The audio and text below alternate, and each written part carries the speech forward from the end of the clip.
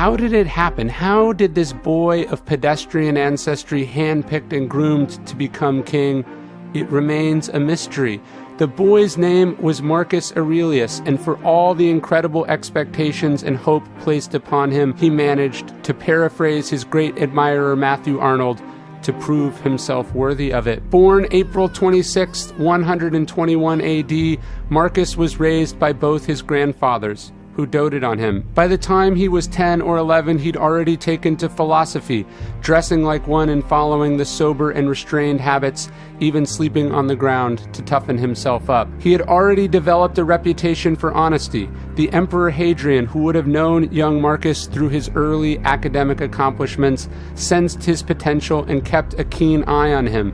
His nickname for Marcus, whom he liked to go hunting with, was Verismus, a play on his name Verist, the truest one. What could it have been that Hadrian noticed in this young boy? What could have given him the sense that he might be destined for great things? It's impossible to say for sure, but he must have seen something in his soul that Marcus likely could not even see himself, because by Marcus's 17th birthday, Hadrian had begun planning something extraordinary. He was going to make Marcus Aurelius the Emperor of Rome. On February 25, 138 AD, Hadrian adopted a 51-year-old man named Aurelius Antoninus Pius on the condition that he in turn adopt Marcus. Tutors were selected, a course of successive offices laid out, and by the time Hadrian died a few months later, destiny was set. Marcus Aurelius was to be groomed for a position that only 15 people had ever held in Rome. He was to wear the purple. He was to be made Caesar. But unlike most princes, Marcus did not yearn for power. He was more like those great leaders, the best ones, who had reservations, worries that they could not do a good enough job. But around the time he learned of Hadrian's adoption plans, Marcus would dream a dream that he had shoulders made of ivory. He took it as a sign. He could do this. In 161, at age 40, he was made emperor, the same position held by Nero and Domitian and Vespasian and Caligula and so many other monsters. Being chosen to be king, having enormous power thrust upon him at so early an age, somehow seems to have made Marcus Aurelius a better person. This utterly anomalous event in human history, how one man did not go the way of all other kings, can only be explained by one thing: his Stoic philosophy. It wasn't just the headwind of power that Marcus faced in his life. He had recurring painful health problems. He lost 7 or 8 children. His reign from 161 to 180 was marked by some 19 years of wars at the border and the Antonine Plague, in which some 5 million people died. Yet, like all great heroes, he rose to the occasion. He took reality on reality's terms and proved to really have those ivory shoulders. So how did he do it? One biography cites his lack of ego and his shrewd and careful personnel selection. He searched for and hired the best, breaking the mold and filling his staff with talent, not aristocrats or cronies. He listened to advice. He empowered people to make decisions.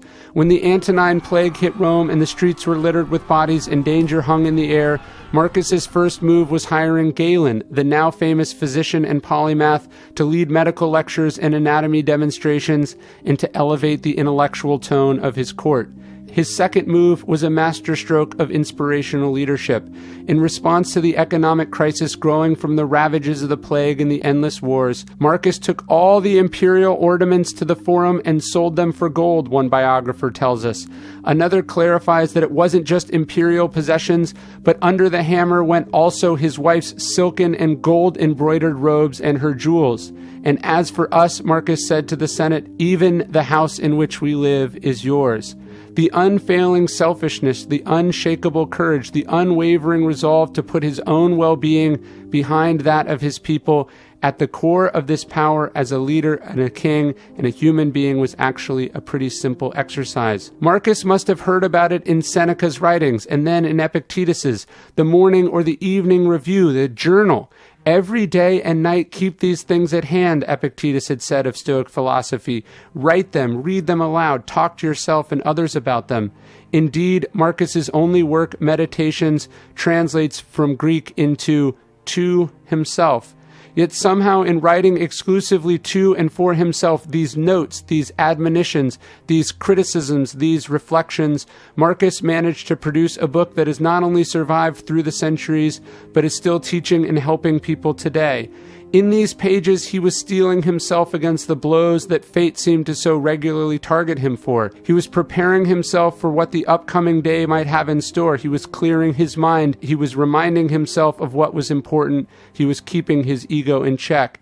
And there is no theme that appears more in his writings than death. In How to Think Like a Roman Emperor, the author Donald Robertson talks about how the Romans, knowing little about the spread of germs or disease and their proneness to superstitions, burned incense to keep them safe and to protect a family from falling ill. Marcus then woke up every day to a surreal smelling city, a mixture of the putrid smell of dead bodies and the sweet aroma of incense. It was a constant reminder, as Donald writes, that he was living under the shadow of death and that survival from one day to the next should never be taken for granted. Marcus's writings and meditations reflect this insight time and time again. Think of yourself as dead, he writes. You have lived your life.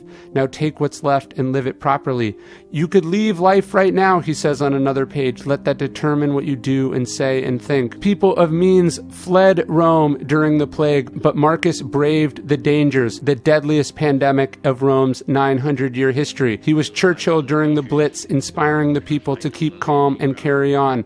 He didn't get rattled under pressure. He didn't panic. He kept himself strong for others. He insisted on what was right, never what was politically expedient. He showed up for the people, assuring them that he did not value his safety more than his responsibility. He was the perfect embodiment of what Stoicism is supposed to mean.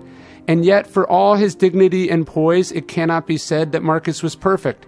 He wouldn't claim to be, nor did he expect he could have been.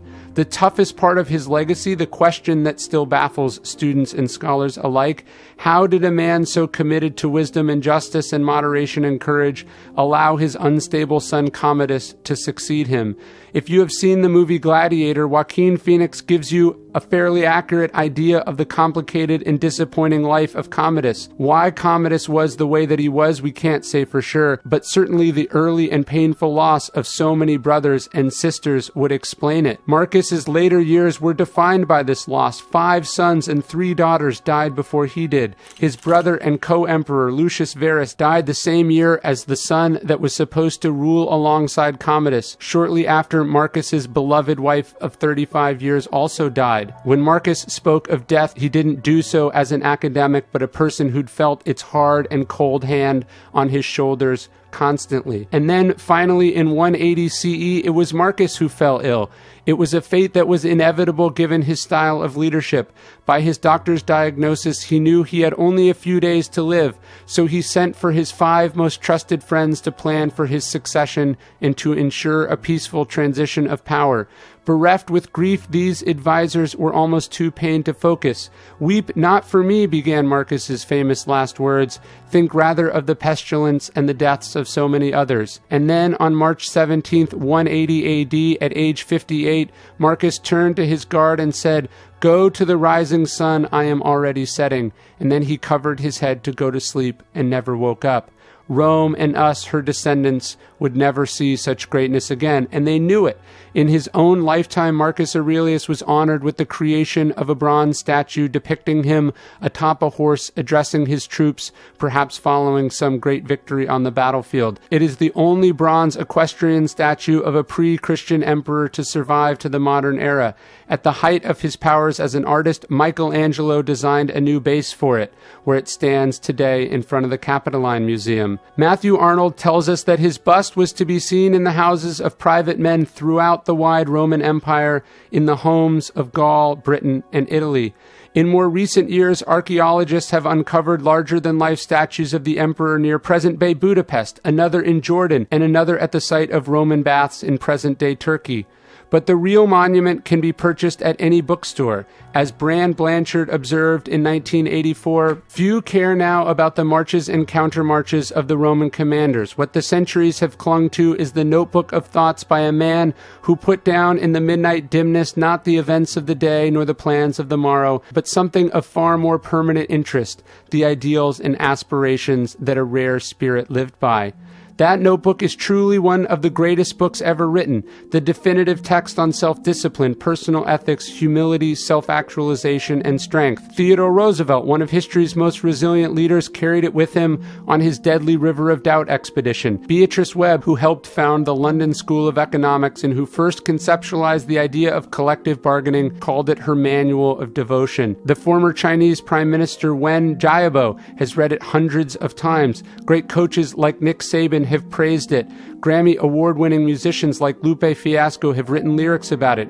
Hollywood stars like Brie Larson have tweeted about it. Once-in-a-generation authors like J.K. Rowling have it pinned on their website. General James Mattis carried it with him on every command. No one is really dead if they're still widely remembered, as one biographer praised the 19th century writer Samuel Butler, and on this basis, Marcus Aurelius is more alive than most living people. The great irony is that Marcus Aurelius didn't care about posthumous fame. He didn't want it. People out for posthumous fame forget that the generations to come will be the same annoying people they know now, he said, and just as mortal. What does it matter to you if they say X about you or think Y? The more blunt way to put it is, what will any of it matter since you'll be dead? Instead, he said, give yourself the gift of the present moment. Enjoy today. Pay attention only to your actions and behaviors right here and now. Waste no more time talking about what a good man is like, Marcus said. Be one. There is no better expression or embodiment of Stoicism or his life than that. That's what his philosophy was, that it was about what you do. It's who you are. It's the acts of virtue, of wisdom, self-control, justice, courage, not the act of talking about virtue or reading about it or writing about it, just that you do the right thing, Marcus said. The rest doesn't matter. The Stoics were not just thinkers and writers. Even 2,000 years ago, they talked about pen and ink philosophers. They meant that derisively. They wanted philosophers who were doers, right? And that's the point of Stoicism. It's to help make you better in the real world. And so the new book, Lives of the Stoics, is going to look at how did these actual human beings live the ideas in the philosophy they espouse. In all my other books, I've been talking about the ideas, the teachings of Stoicism, but this is the first time the lives of the Stoics have been documented all in one place, literally ever in history. It's how did these men and women apply the ideas of Stoicism to the challenges of their lives and of their times. From the Stoics, we can learn so much about resilience, about perseverance, about happiness, about virtue. So I'm so excited about the new book, Lives of the Stoics, The Art of Living from Zeno to Marcus Aurelius. Please check it out, and thank you very much. Lives of the Stoics, The Art of Living from Zeno to Marcus Aurelius by Ryan Holiday and Stephen Hanselman, available anywhere books are sold.